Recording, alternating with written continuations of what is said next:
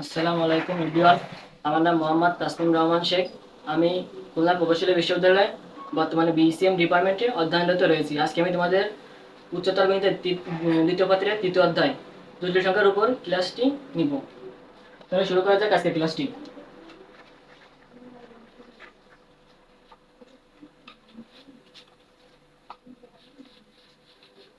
প্রথমে আমরা ধারণা দেওয়ার চেষ্টা করব জটিল সংখ্যার উৎপত্তি কিভাবে হলো। তোমরা এখানে দেখতে পাচ্ছ দুইটি সমীকরণ। এখানে সমীকরণ দুটিকে সমাধান করলে এক্স এর মান একটি আসে প্লাস মাইনাস ওয়ান এবং অপরটির ক্ষেত্রে এক্স এর মান আসে রুটের ভিতর মাইনাস ওয়ান। নবম দশম শ্রেণীতে আমরা একে অসংখ্যাত হিসেবে সংজ্ঞায়িত করতাম, কিন্তু এখন আমরা একে একটি ইমাজিনারি নাম্বার আই দ্বারা প্রকাশ করব এবং উভয় পক্ষে বর্গ করলে আই স্কোয়ারের মান পাওয়া যায় মাইনাস ওয়ান, এবং এটা আমরা সবসময় মনে রাখার চেষ্টা করব। এবার কি জটিল সংখ্যার সংজ্ঞা। এ ও বি দুটি বাস্তব সংখ্যা এবং i equal to root over of minus one কাল্পনিক একক হলে এ প্লাস আইবি আকারের যে কোনো সংখ্যাকে জটিল সংখ্যা বলা হয়। একে জেড দ্বারা প্রকাশ করা হয় এবং গাণিতিকভাবে প্রকাশের ক্ষেত্রে আমরা এরকম একটি প্রতীক ব্যবহার করব। গাণিতিকভাবে ব্যবহার ক্ষেত্রে আমরা A comma B belongs to real number is to A plus I B এভাবে প্রকাশ করব। জটিল সংখ্যা রয়েছে দুইটি অংশ, একটি বাস্তব অংশ এবং একটি কাল্পনিক অংশ। আয়ের সঙ্গের সাথে যে কোনো সংখ্যা থাকলে সেটা হচ্ছে কাল্পনিক অংশ, অর্থাৎ এটা হচ্ছে ইমাজিনারি পার্ট এবং এটি হচ্ছে রিয়েল পার্ট। উদাহরণ হিসেবে বলা যায় z equals to 3 plus 9i। এক্ষেত্রে যদি আমরা রিয়েল পার্ট বের করতে চাই তাহলে R E of Z equals to 3 এবং I M of Z equals to 9, অর্থাৎ রিয়েল পার্ট হচ্ছে 3 এবং ইমাজিনারি পার্ট হচ্ছে 9। জটিল সংখ্যাকে ক্রমজোড়া আকারেও প্রকাশ করা হয়ে থাকে। z equals to 3 plus 4i। এক্ষেত্রে ক্রমজোড়া আকারে প্রকাশের ক্ষেত্রে বাস্তব অংশ এবং কাল্পনিক অংশের সহগ 3,4 আকারে প্রকাশ করা হয়ে থাকে। এবং জটিল সংখ্যা সাধারণত আমরা আর্গন তলে স্থাপন করি। x অক্ষ বরাবর রিয়েল অ্যাক্সিস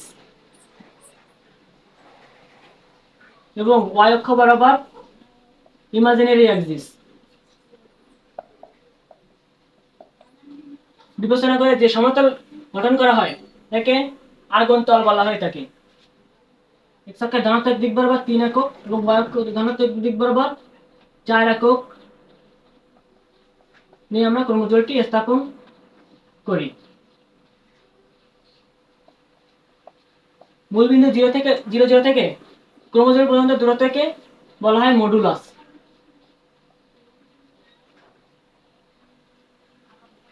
মডুলাস রিয়েল অ্যাক্সিসের সাথে যে কোণ উৎপন্ন করে তাকে বলা হয় আছে আর্গুমেন্ট।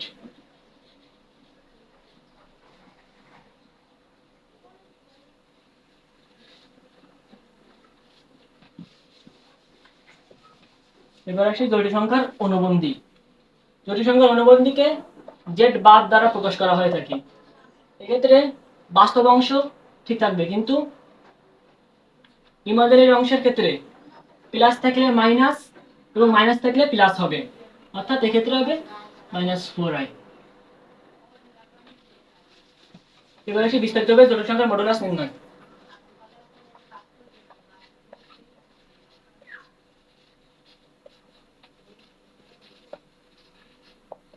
আমি গ্রাফটি আরেকবার রাখছি।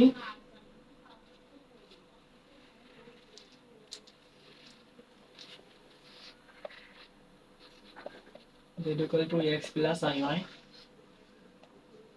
x comma y, x y modulus আর আর্গুমেন্ট এটা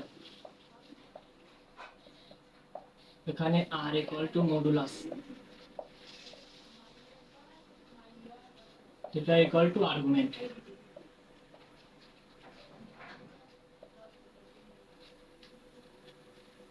চিত্র থেকে স্বাভাবিকভাবে আমরাও এটা করেছি রূপপথের সাহায্যে এখানে মডুলাসের মান বের করতে পারি। আর ইকুয়ালস টু চিত্র হতে পাই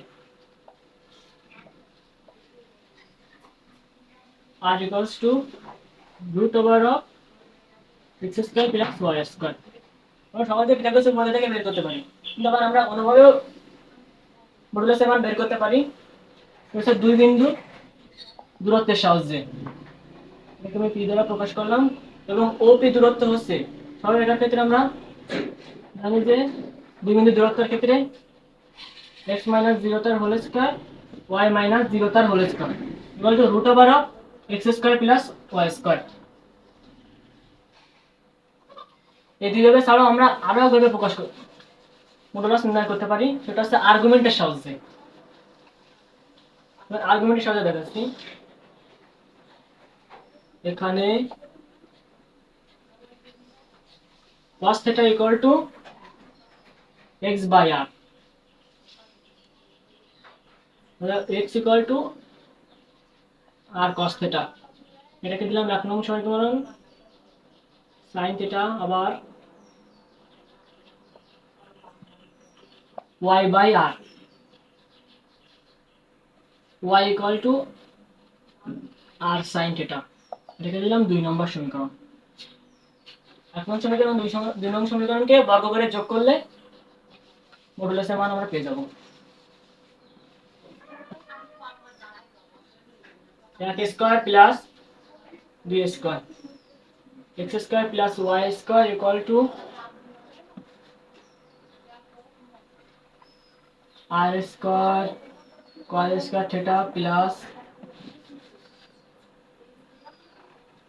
আর square sin square theta. R square common নিলে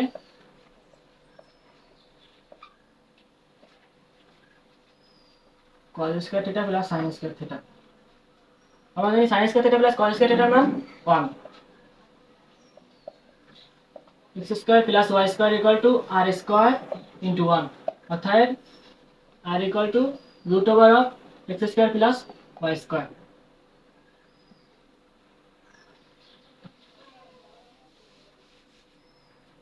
এবার একটা নোট,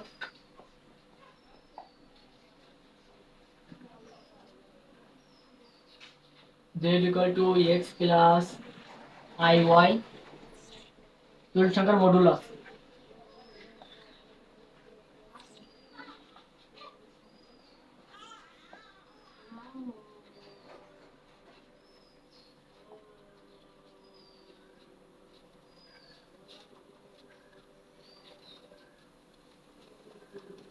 r equals to জটিল সংখ্যার মডুলাসকে আমরা এভাবেও প্রকাশ করতে পারি।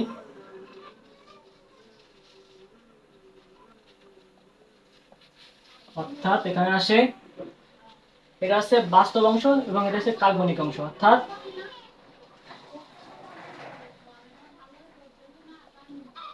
বাস্তব অংশ স্কয়ার প্লাস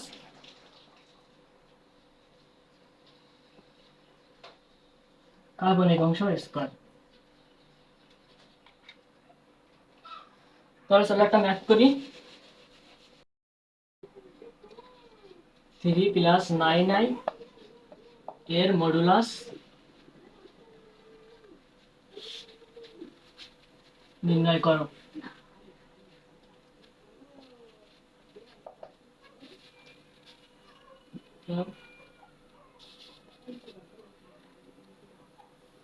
সমাধান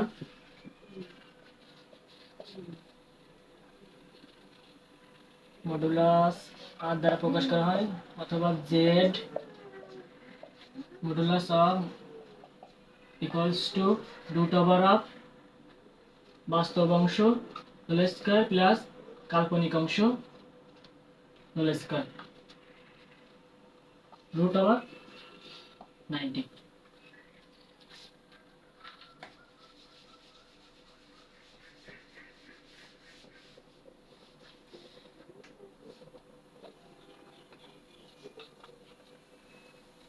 z equals to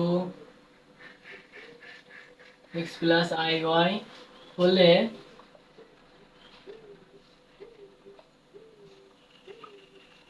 two z minus 1 equals to z minus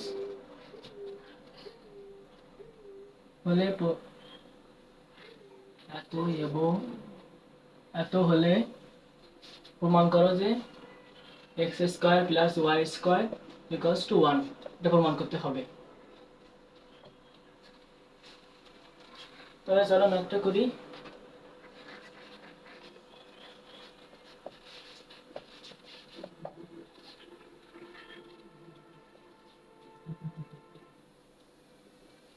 প্রশ্ন মতে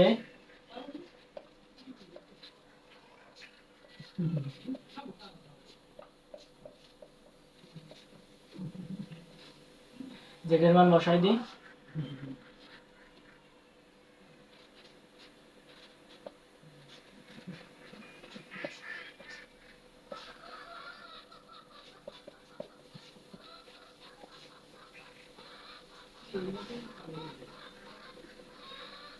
এবার বাস্তব অংশগুলো এক পাশে নিয়ে আসি।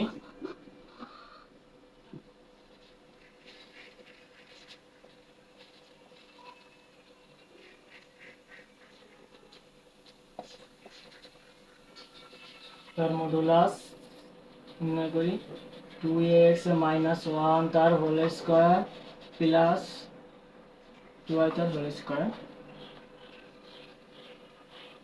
x minus 2 minus square.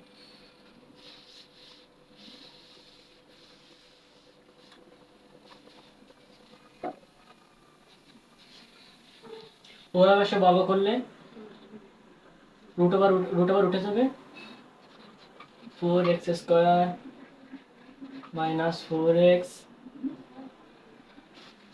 Plus 1 plus 4y square equals to x square minus 4x plus 4 plus y square. উভয় পাশ থেকে মাইনাস 4x বাদ দেওয়া যায়, y গুলো একবারে নিয়ে আসে এবং সংখ্যাগুলো একবারে নিয়ে যায়। 4x square minus x square 4y square minus y square equals to 4 minus 1।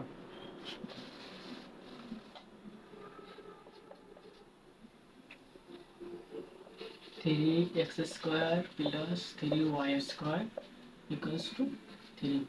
ওই পক্ষ থেকে 3 বাদ দেওয়া যায়, অর্থাৎ x square plus Y square equals to 1।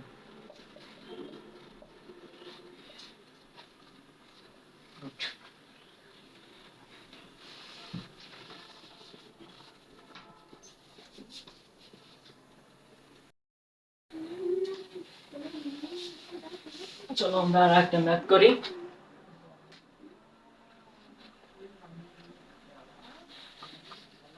x plus i Y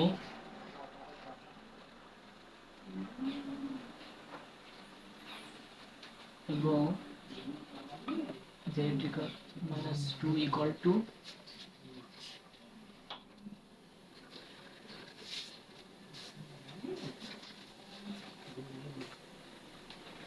এত হলে z মাইনাস 3 ইকুয়াল টু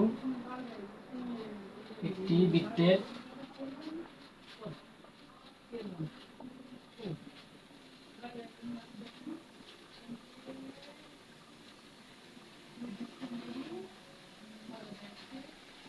সমীকরণ নির্দেশ করে, যার কেন্দ্র 2, 0 এবং ব্যাসার্ধ 3। এটা প্রমাণ করতে হবে আমাদের। তাহলে চলো ম্যাথটা করি।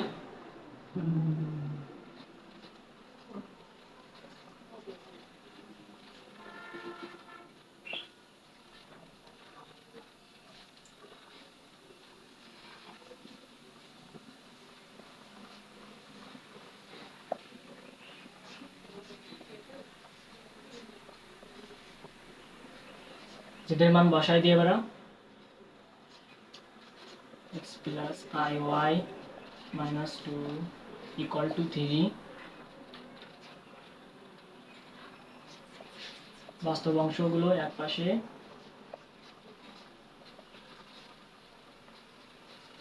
এবার মডুলাস না করি x minus two whole square plus Y square equal to 3।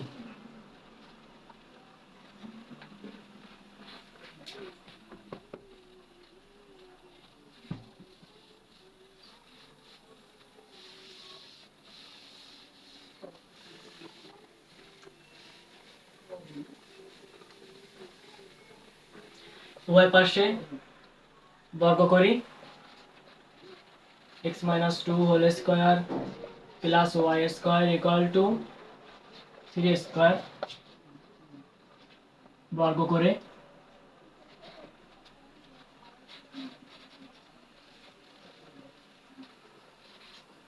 Whole square ভাঙাই দিই, x square minus 4x plus 4 y square.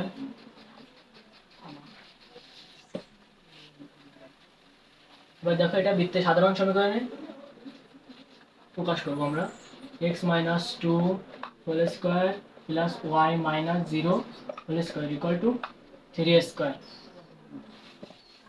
বৃত্তের সাধারণ সমীকরণ হচ্ছে হলো x minus h whole square plus y minus k whole square equal to r square. এখানে x এর ভুজ হচ্ছে 2 এবং কোটি হচ্ছে 2, কোটি 2 এবং ব্যাসার্ধ আর ইকুয়ালস টু 3। এখন x minus two whole square plus y minus 0 whole square equal to 3 square একটি বৃত্তের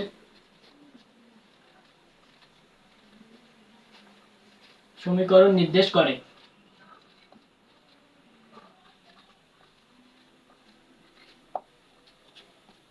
যার কেন্দ্র হচ্ছে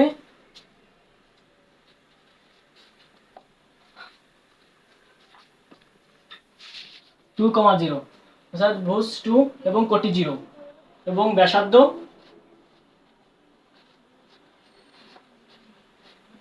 equals to r equals to 3। সবাইকে ধন্যবাদ আজকের ক্লাসে। ইনশাআল্লাহ পরের দিন আমরা নেক্সট টপিকস নিয়ে আলোচনা করব।